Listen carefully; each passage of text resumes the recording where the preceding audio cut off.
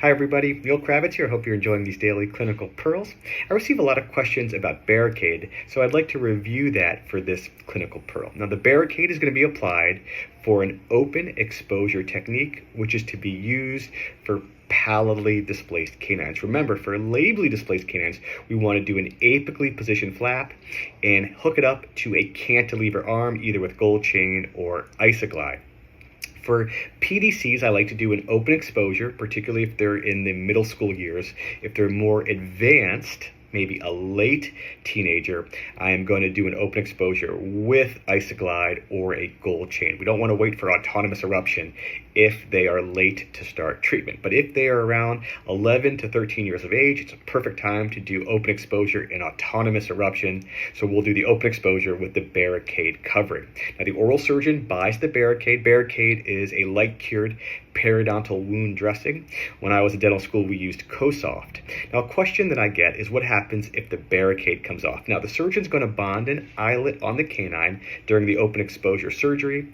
That eyelet is a radiographic marker, but it also helps hold the Barricaid, and I do not see the patient until 4 to 6 months later. I will peel off the Barricaid once the tooth emerges, and then I'll have a second consultation, and at that point, I'm ready to start treatment. But what if the Barricaid comes off? Now, this will only happen to me once in my career. It's not ideal. The canine will still come in, but the tissue will overgrow a little bit.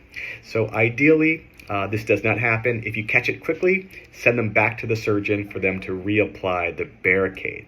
Now, what if you are in a country that does not have Barricaid distributed?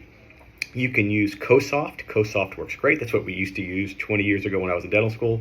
You can also just use a glob of glass ionomer cement. Glass ionomer is inert, does very well in the mouth, and that actually works really well to keep the surgical site open to allow the canine to come in autonomously. So in review, if the Barricaid comes off, which is not ideal, immediately replace it. It's not a terrible idea if you cannot do that, but if you can, it will help the canine come in.